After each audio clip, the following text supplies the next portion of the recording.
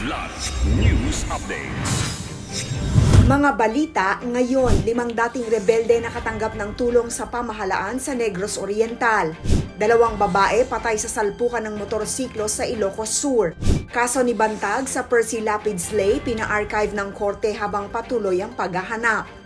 Ako po si Cesar Soriano para ihatid ang mga nangungunang balita sa buong kapuluan.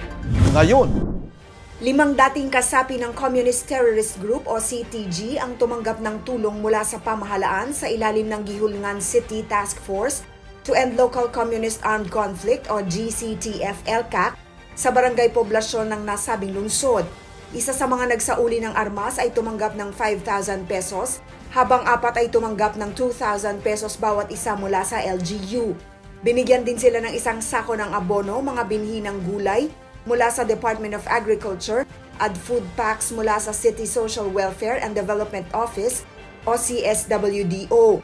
Ayon sa mga dating rebelde, dismayado sila sa kilusan at nagpapasalamat sa pagkakataong magbagong buhay sa ilalim ng E-Clip program. Kasunod ng programa, isinailalim sila sa interview ng CSWDO para sa karagdagang tulong pinansyal at kabuhayan. Dumalo din sa programa ang LGU officials, NP, AFP at iba pang ahensya na simbolo ng pagkakaisa sa layuning wakasan ng lokal na armadong labanan. 2 babae ang patay habang isang lalaki naman ang sugatan sa salpukan ng 2 motorsiklo sa kahabaan ng highway sa Barangay Sagat, Santa Cruz, Ilocos Sur, kamakailan.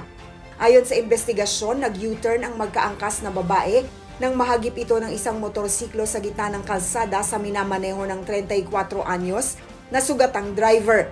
Sa lakas ng impact ay tumilapon ng mga biktima sa kalsada na nagtamo ng malubhang sugat sa kanilang mga katawan. Sinubukan pang itakbo ang mga ito sa ospital ngunit idineklara rin silang dead on arrival. Nagpapagaling naman ang lalaking rider na mahaharap sa investigasyon.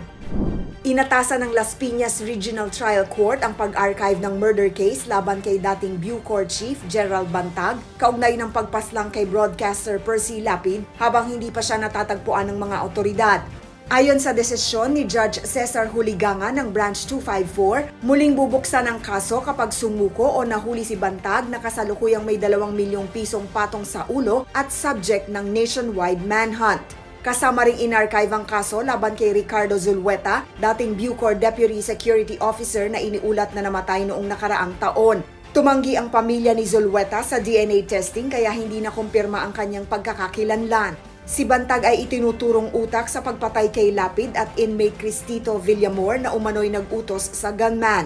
Patuloy ang pagtutok ng mga otoridad sa kaso para sa hustisya kay Lapid. Para sa Kidlat News Channel, ako si Rosalyn Sinchonco, nag-uulat. ako po si Cesar Soriano, kasama nyo sa bawat pagputok ng balita.